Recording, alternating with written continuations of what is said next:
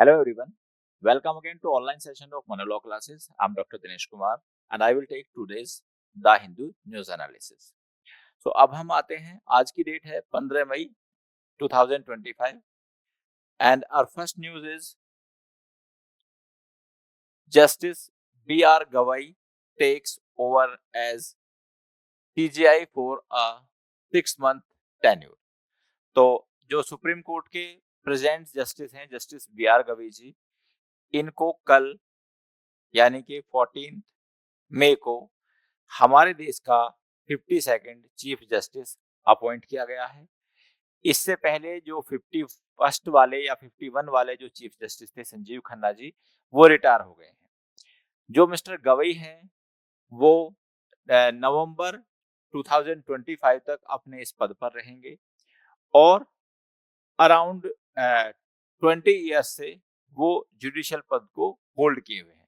तो पहले वो बॉम्बे हाई कोर्ट में जज थे और अब वो यहाँ पर जज बने सुप्रीम कोर्ट में, और कल उनको chief justice of India appoint किया गया है। उनको जो शपथ दिलाई गई वो दिलाई गई प्रेसिडेंट के द्वारा, क्योंकि according to the constitutional provisions CJI जो शपथ लेते हैं या ओथ लेते हैं, it takes the oath in the presence of the president of India. अच्छा, अब हम देखते हैं, एक तो इम्पोर्टेंट इंफॉर्मेशन आप लोगों के लिए ये है कि जो एग्जामिनर है वो जनरली ये नंबर पूछता है। नंबर पूछता है मतलब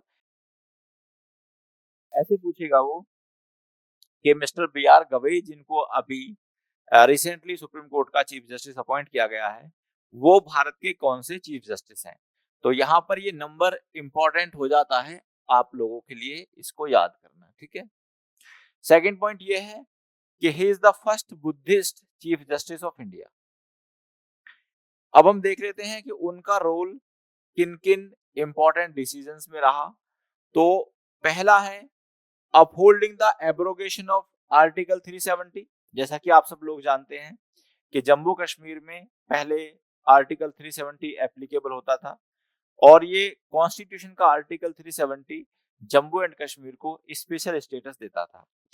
इसको 5 अगस्त 2019 को हमारी पार्लियामेंट ने रिवोक कर दिया। तो फिर इसके खिलाफ जो है लोग गए, कुछ लोग गए कि भाई ये गलत किया डिसीजन था सरकार का, बट ऑनरेबल सुप्रीम कोर्ट ने, जिसमें से एक जज जस्टिस गवई भी थे, उन्होंने कहा कि भाई इसको सही लीगली उन्होंने सही हटाया।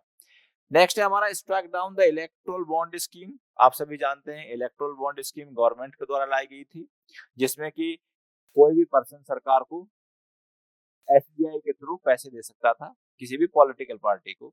उसको स्ट्राइक डाउन किया। अलाउिंग स्टेट टू सब क्लासिफाई शेड्यूल्ड कास्ट। तो इन्होंने ये भी कहा, जो एक केस था उसमें इन्होंने ये भी कहा कि जो स्टेट्स हैं वो सब कैटेगराइज या सब कास्ट को क्लासिफाई कर सकते हैं। तो बेसिकली पहले क्या होता था, जैसे मान लिया किसी स्टेट में कितने ओबीसी होंगे, कितने एससी होंगे, कितने एसटीज होंगे, पहले पार्लियामेंट इस मैटर को डिटरमाइन करती थी और डिसाइड करती थी। बट इस केस के द्वारा अब स्टेट के पास भी राइट है कि स्टेट अगर किसी पर्टिकुलर कास्ट को ओबीसी, एससी या एसटी में डालना चाहता है तो वो ऐसा कर सकते हैं। अब हम आते हैं अपनी नेक्स्ट न्यूज पर। Indian team in UN to present evidence on Pahalgam attack. तो जैसा कि आप सभी जानते हैं कि 22 अप्रैल 2025 को पहलगाम, जो कि जम्मू कश्मीर की एक जगह है, वहां पर आतंकवादियों ने हमारे देश के बहुत सारे लोगों पर अराउंड 27 लोगों को मार दिया। वो वहां पर एज ए टूरिस्ट गए हुए थे। अब इसके जवाब में हमारी सरकार ने ऑपरेशन सिंदूर चलाया और जिसमें पाकिस्तान पर सरकार ने अटैक किया। अब हमारे देश की जो एजेंसीज हैं वो क्या कर रही हैं, वो कुछ एविडेंस लेके गई हैं यूएनओ में, और यूएनओ में वो किस किस से मिलेंगी, वो मिलेंगी United Nations office of counter terrorism UNOCT. Second है counter terrorism committee executive director CTED, और partners countries at the UN, इनसे मिलेंगी। और हमारा कंसर्न क्या है कि जम्मू कश्मीर में एक आतंकवादी ग्रुप है जिसका नाम है द रेसिस्टेंस फ्रंट, और ये लश्कर ए तोयबा का एक पार्ट है। यानी कि लश्कर ए तोयबा एक वहां पर पाकिस्तान में एक आतंकवादी ग्रुप है, उसी की एक ब्रांच है जो कि जम्मू कश्मीर में काम कर रही है। और ये पहले ये बहुत ज्यादा बड़ी एक्टिविटीज नहीं करती थी, लेकिन अब जो पहलगाम है इसमें इसने एक बहुत बड़े आतंकी हमले को अंजाम दिया है। तो इसी पर रोक लगाने के लिए, इसी पर बैन लगाने के लिए, और ताकि जितने भी हमारे टेररिस्ट ग्रुप हैं पाकिस्तान में और किसी अदर कंट्री में, उन सबको, उन सब के खिलाफ एक लीगल एक्शन लिया जाए, उन सब के खिलाफ हार्ड एक्शन लिया जाए। इसीलिए हम अपने सबूत पेश करने के लिए यूएनओ में गए हैं। अब हम आते हैं नेक्स्ट न्यूज पर, और नेक्स्ट न्यूज है हमारी, Sikkim celebrates golden jubilee statehood with race to spot butterflies. तो सिक्किम जो है 16 मई 1975 को हमारे देश का 22nd स्टेट बना। ये इंफॉर्मेशन आप लोगों के लिए बहुत इंपॉर्टेंट है एग्जामिनेशन पॉइंट ऑफ व्यू से। एग्जामिनर क्वेश्चन पूछ सकता है कि सिक्किम हमारे देश का कौन सा स्टेट बना। जनरली वो यही क्वेश्चन पूछता है। तो हमारे देश का सिक्किम जो है ये 22nd स्टेट बना, और ये कब बना? ये 1975 में। अब सिक्किम इसको सेलिब्रेट कर रहा है, और जिसके लिए सिक्किम क्या कर रहा है, वो उसने एक बटरफ्लाइज की रेस रखी है। ठीक है, क्योंकि सिक्किम में बहुत ज्यादा बटरफ्लाइज पाई जाती हैं। अराउंड 7,000 स्पेसीज जो है बटरफ्लाई की, वो सिक्किम में ही पाई जाती हैं, जो कि भारत में सारी पाई जाने वाली स्पीसीज का एक बड़ा प्रोपोर्शन है या बड़ा पोर्शन है। अब हम आते हैं नेक्स्ट न्यूज पर।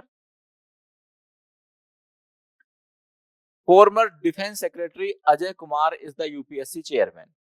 तो जैसा कि आप सब लोग जानते हैं कि यूपीएससी मतलब यूनियन पब्लिक सर्विस कमीशन, एक ऐसी बॉडी है जो कि हमारे देश की जो सबसे प्रतिष्ठित सेवा है, that is IAS, IPS, IFS, इन सब का सिलेक्शन कराती है और इनका इंटरव्यू कराती है। तो जो इंटरव्यू होते हैं, इंटरव्यू में यूपीएससी चेयरमैन होते हैं। तो अभी हमारे देश में मिस्टर अजय कुमार को, जो कि हमारे देश के पहले डिफेंस सेक्रेटरी भी रहे हुए हैं, उनको यूपीएससी का चेयरमैन बनाया गया है। इस यूपीएससी का मेन काम क्या होता है? तो देखिए, अगर भारत की सेवा के लिए किसी पर्सन को, या बहुत सारे पर्सन जो हैं जो कि एलिजिबल हैं, उनको अपॉइंट करना है, तो यूपीएससी का काम है कि उनका एग्जाम कंडक्ट कराना, ऐसे लोगों के लिए पेपर बनाना, और फिर उनका इंटरव्यू करना, और इंटरव्यू के बाद फाइनल लिस्ट बनाकर भारत सरकार को दे देना कि हमने इन इन लोगों को सेलेक्ट किया है। फिर भारत सरकार की ड्यूटी होती है कि उन लोगों को कहाँ कहाँ वो डिप्लॉय करती है, कहाँ कहाँ उनसे सर्विस कराती है। ऐसे ही स्टेट पर होता है पब्लिक सर्विस कमीशन। तो जनरली हर स्टेट का एक इंडिविजुअल पब्लिक सर्विस कमीशन होता है, बट कुछ स्टेट का दो या दो से अधिक स्टेट का एक पब्लिक सर्विस कमीशन भी हो सकता है। एग्जाम्पल के अगर हम तौर पर देखें, तो पंजाब और हरियाणा का एक ही पब्लिक सर्विस कमीशन है।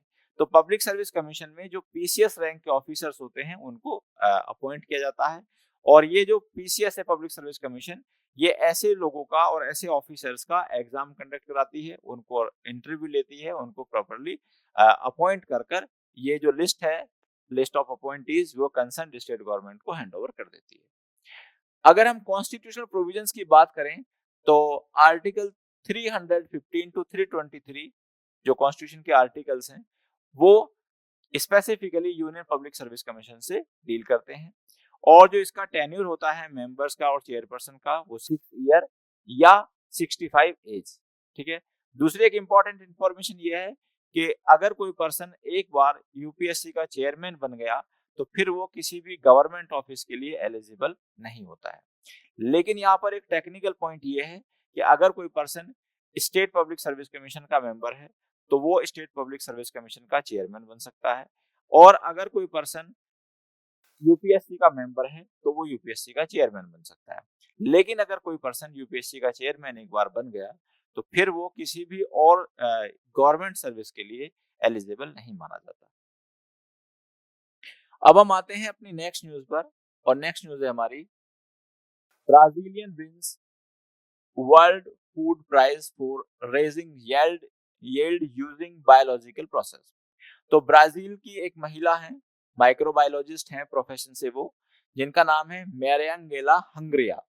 इनको 2024 का वर्ल्ड फूड प्राइज मिला है।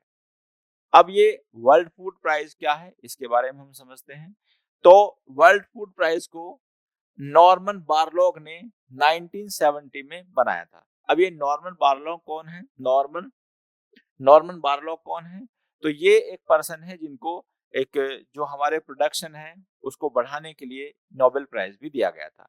तो जब इनको नोबेल प्राइज मिला प्रोडक्शन को बढ़ाने के लिए, क्रॉप का प्रोडक्शन बढ़ाने के लिए, तो उन्होंने वहां पर ये वर्ल्ड प्राइज फाउंडेशन को बनाया। और ये फाउंडेशन क्या करती है?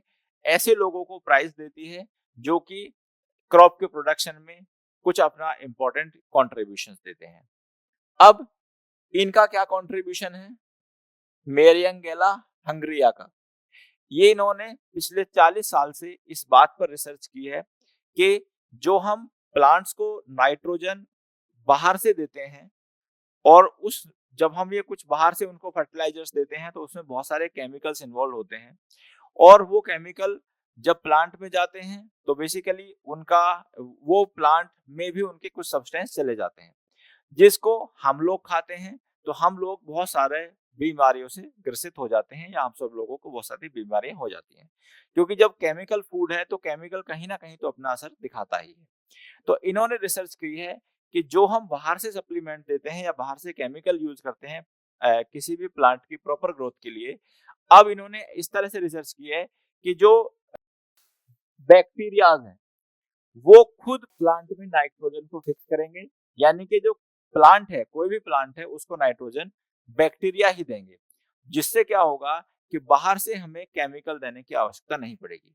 और ये बात इन्होंने जो ब्राजील के बहुत सारे फार्मर्स हैं उनके साथ की है पिछले 40 सालों में, और अब इस बात में ये सक्सेसफुल हो पाए हैं अपनी इस रिसर्च में, जिसके लिए इनको ये इनाम दिया जा रहा है।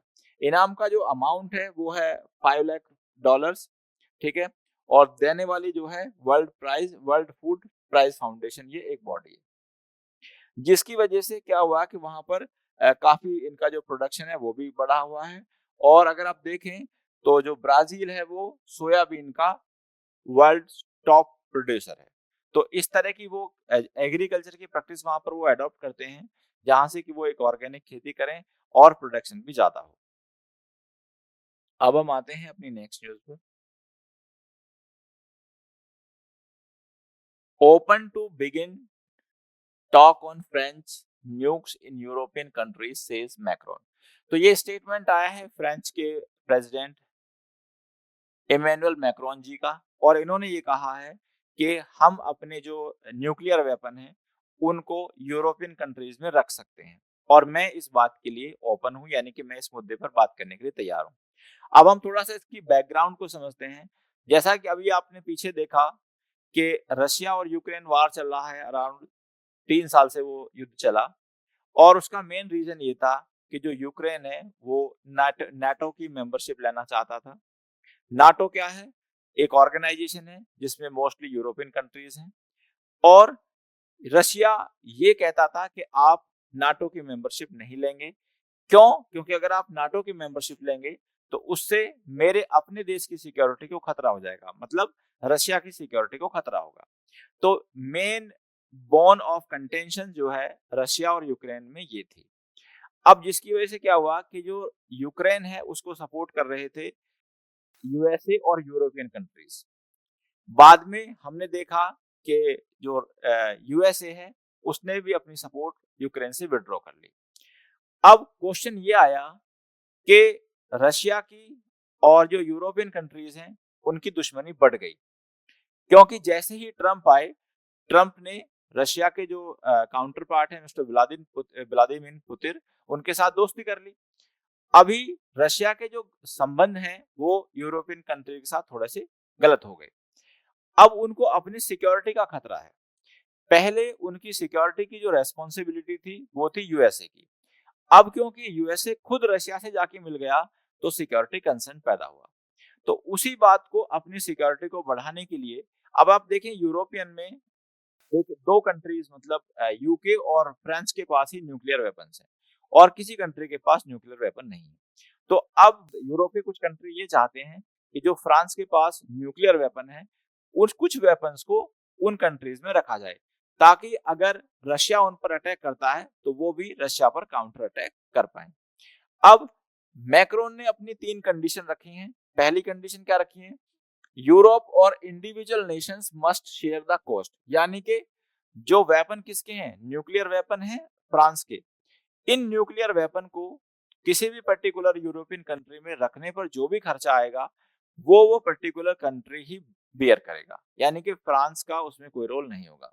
सेकंड पॉइंट ये है, the move must not weaken France on nuclear defence, यानी कि वो ऐसा नहीं है कि फ्रांस अपने सारे न्यूक्लियर वेपन उनको दे देगा। फ्रांस केवल उतने न्यूक्लियर वेपन वहां पर रखेगा जिससे कि फ्रांस की अपनी सिक्योरिटी अफेक्ट नहीं होगी। और फिर थर्ड ये है, France must retain full control over the use of its nuclear weapon. तो फ्रांस ने कहा है कि भले ही हमारे न्यूक्लियर वेपन है और वो यूरोपियन कंट्री में रखे जाएंगे, लेकिन उन पर पूरा कंट्रोल जो है वो फ्रांस का ही होगा। अब अगर कोई भी पर्टिकुलर कंट्री इन तीन बातों को मानने के लिए रेडी है, तो फ्रांस इस बात पर बात करने के लिए या इस बात को आगे बढ़ाने के लिए एग्री है। पहले अगर आप देखें तो यूएसए ने काफी पुराने समय से यानी कि 1950 से अपने बहुत सारे बॉम्ब वहां पर यूरोपियन कंट्रीज में रखे हुए हैं। और वो पर्टिकुलरली किस तरह के बम थे, वो थे ग्रेविटी बॉम्ब्स। तो जैसे हमने अभी आपको बताया कि यूरोपियन कंट्रीज की जो सुरक्षा है वो पहले से ही यूएसए ज्यादा कर रहा था, लेकिन अब क्योंकि रिलेशनशिप थोड़ी बदल गई है ना, लीडरशिप भी बदल गई है, तो इसलिए उन्हें अपनी सिक्योरिटी का खतरा दिख रहा है। So, dear students, I have discussed all the important news of today's newspaper. I will come again with more such news. Till then, thank you very much. Goodbye.